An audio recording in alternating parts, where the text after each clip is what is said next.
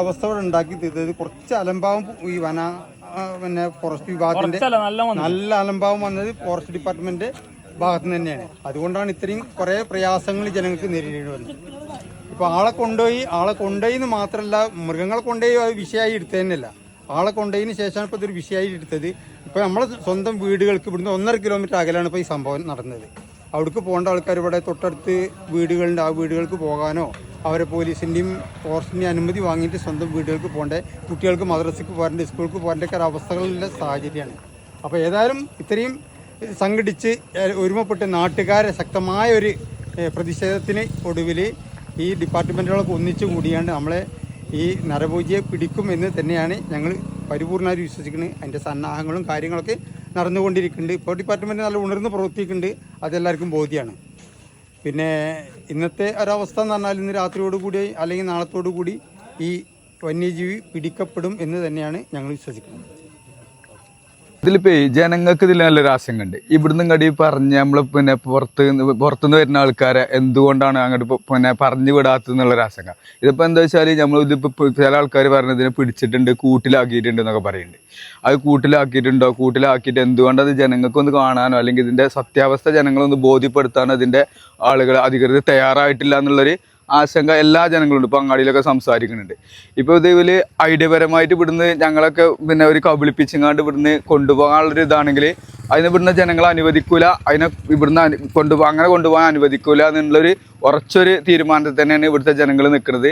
അതിന് വേണ്ടിയിട്ട് ഞങ്ങളിവിടെ എന്ത് പിന്നെ പ്രക്ഷോഭം ഉണ്ടാക്കാനും ജനങ്ങൾ റെഡിയാണ്. ഇവിടെ അവരെ തടഞ്ഞു നിർത്തിയിട്ട് തന്നെ അതിനെ കൊണ്ടുപോകാനുള്ളൊരു പിന്നെ തീരുമാനം എടുക്കാൻ ഇവർക്ക് പറ്റുമോ എന്നുള്ളത് അറിയാൻ വേണ്ടിയിട്ട് തന്നെ ഞങ്ങൾ നിൽക്കുന്നത്. ഞങ്ങളെ ആശങ്ക ഇവർ അകറ്റണം എന്ന് ഞങ്ങൾ പറയാണ്.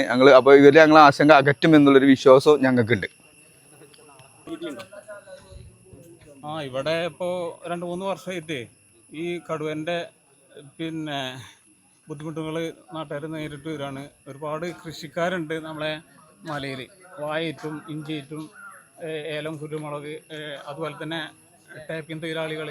അപ്പോൾ ഇവർക്കൊക്കെ ഭയങ്കര ഭീഷണിയാണ് ഈ കടുവൻ്റെ ശല്യം. അതുകൊണ്ട് കടുവനെ പെട്ടെന്ന് പിടിച്ചായിട്ട് നമുക്ക് കൊല്ലണം എന്നുള്ളതാണ് നാട്ടുകാരെ പിടിക്കുക. കൊല്ലാതെ ഒരിക്കലും നമുക്കത് വിട്ടുകൊടുക്കാൻ പറ്റില്ല. എന്താണെന്ന് വെച്ചാൽ ഇവിടെ 2 വർഷമായി ശരിക്കും കടുവൻ്റെ ശല്യങ്ങൾ ഇവിടെ ഉണ്ടായിട്ട്.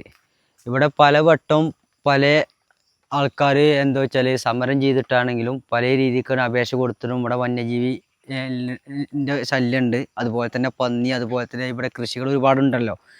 ഈ വിഷയങ്ങൾക്കൊക്കെ പരാതി ഒരുപാടായി. 2 വർഷത്തോളം ഈ പുലിനെ തന്നെ വരെ കടുവണ ഇവിടെ കാണൽ നടത്തിയിട്ട്. എന്നിട്ട് എന്താ വെച്ചാൽ ഇവിടെ നമ്മളെ സുഹൃത്ത് ഈ സ്ഥലത്ത് ഫിറോസ് പറഞ്ഞ ആളുണ്ട്. അവനിപ്പോൾ കഴിഞ്ഞ വർഷം 3 ആടുകളെ കൊണ്ടുപോയി. ഈ 3 ആടുകളെ കൊണ്ടുപോകുന്നതും ഏകദേശം ഒരു 4-5 മണിൻ്റെ ഇടയിലായിട്ടാണ് കൊണ്ടുപോകുന്നത്. ഇവിടെ അവൻ്റെ വീട്ടിൽ നിന്ന് നേരെ റബ്ബർ തോട്ടക്ക് തീറ്റ കൂടുന്ന സമയത്താണ് കൊണ്ടുപോയത്. ഒരു പ്രാവശ്യം അവൻ വലിച്ചയച്ച് കൊണ്ടുപോകുന്നത് അവൻ കണ്ടു. എന്നിട്ടും അതിന് ഞങ്ങൾ ഒരുപാട് എന്താ വെച്ചാൽ പരാതികളും കാര്യങ്ങളൊക്കെ കൊടുത്തു. എന്നിട്ടും അതിനൊന്നും ഒരു എന്താണെന്ന് പറയാന്ന് വെച്ചാൽ ഒരു ശക്തമായിട്ടുള്ള തീരുമാനങ്ങളൊന്നും കിട്ടിയിട്ടില്ല. അതിനെ കുടിച്ചാനോ അല്ലെങ്കിൽ ഒന്നും കിട്ടിയിട്ടില്ല. അങ്ങനെയൊക്കെയുള്ള സമയത്താണ് ഇപ്പോൾ ഒരു ടാപ്പിംഗ് തൊഴിലാളി വന്നുകൊണ്ട് ഇവിടെ ടാപ്പിങ് ഷോട്ടർ എടുത്താണ്. ഒരു 3 ആൾ കൂടിയാണ്ടാണ് ഷോട്ടർ എടുത്തത്. ഇന്നലെ യാദൃശ്ചികമായിട്ട് 2 ആൾ മാത്രമേ വന്നത്.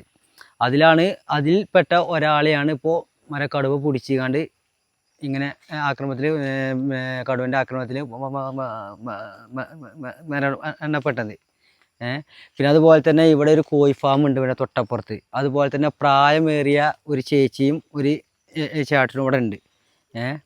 അപ്പോൾ എന്താ വെച്ചാൽ ഇവിടെ നാട്ടുകാർ എന്നുള്ള ഒരു നിലയ്ക്ക് ഇവിടെ നിന്നുള്ള തീരുമാനം എന്താണെന്ന് വെച്ചാൽ ഈ കടുവനെ വെടിവെച്ച് കൊന്ന് അത് ജനങ്ങൾക്ക് കാണിച്ചു കൊടുത്തുകൊണ്ട് കൊണ്ടുപോകാമെന്നുള്ള തീരുമാനം തന്നെയാണ് ഇപ്പോൾ ഉള്ള തീരുമാനം. അല്ലാതെ മയക്കുവെടി വെച്ചുകൊണ്ട് അതിനെ കൊണ്ടുപോകാൻ ഇവിടുത്തെ ജനങ്ങൾ ഒരിക്കലും അതിന് സമ്മതമല്ല, അയക്കൂല എന്നുള്ള തീരുമാനം തന്നെയാണ് ഇവിടെ ജനങ്ങൾ മൊത്തത്തിലുള്ളത്.